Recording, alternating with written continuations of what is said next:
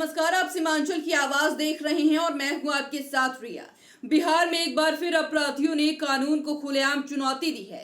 बलिया बेलौन थाना क्षेत्र के खाड़ी गांव में अज्ञात अपराधियों ने एक महिला को सरेआम गोलियों से भून दिया। सवाल ये है कि आखिर अपराधियों के हौसले इतने बुलंद क्यों हैं? क्या आम लोग अब अपने ही घर की गली में सुरक्षित नहीं हैं? देखिए हमारी ये खास रिपोर्ट। खून से सनी ये गली और जमीन पर पड़ी एक महिला की लाश। ये तस्वीरें बलिया बेलौन थाना क्षेत्र के चंदहर पंचायत स्थित खाड़ी गांव की है, जहां मंगलवार की देर शाम अपराधियों ने कानून को ताक पर रख दिया।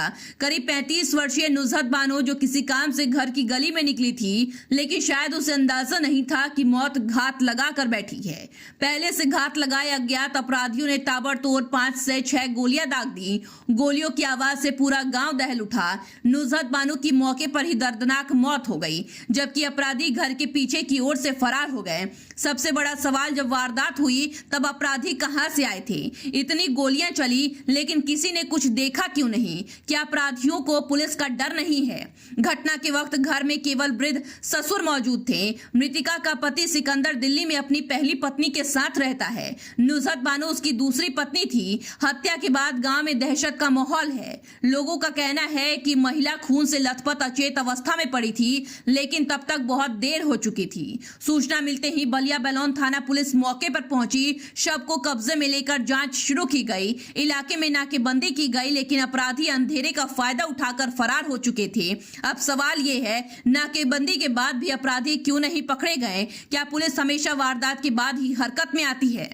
अज्ञात अपराधी आकर के कई 4-5 राउंड गोली चला करके नुजहत बानो पति सिकंदर उसको उसकी हत्या कर दिया। बहुत निर्मम हत्या कर दी है।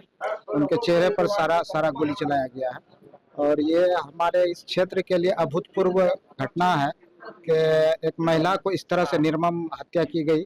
और हम प्रशासन से ही मांग करते हैं कि इसमें त्वरित कार्रवाई की जाए और अविलंब जो है जितने भी अपराधी हैं इसमें और संलिप्त लोग हैं उन लोगों को गिरफ्तार किया जाए।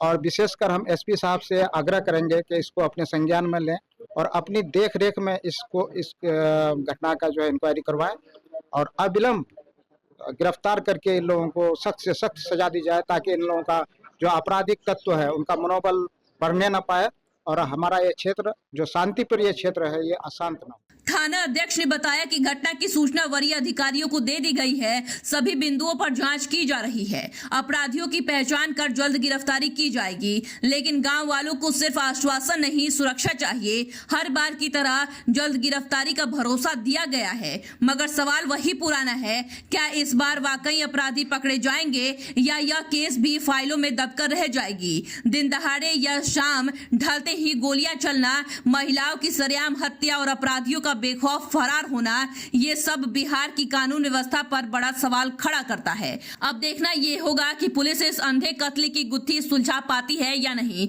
सीमांचल की आवाज के लिए कटिहार से रतन कुमार की रिपोर्ट। किशनगंज का सबसे प्रीमियम फैशन डेस्टिनेशन दी अरविंद स्टोर। यहाँ आपको मिलता है world class premium fabric collection, जिससे आप अपनी पसंद का सूट, ब्लेजर और एथनिक वेयर स्टिच करवा सकते हैं। साथ ही पाइए शानदार रेडीमेड कलेक्शन और किशनगंज में पहली बार कस्टम जीन्स टेलरिंग का अनुभव। बेहतरीन स्टिचिंग और हर चीज में परफेक्शन के साथ अपनी स्टाइल को दीजिए एक नया नाम। आज ही आए दी अरविंद स्टोर, शिव शक्ति कॉम्प्लेक्स, भगत टोली रोड, किशनगंज।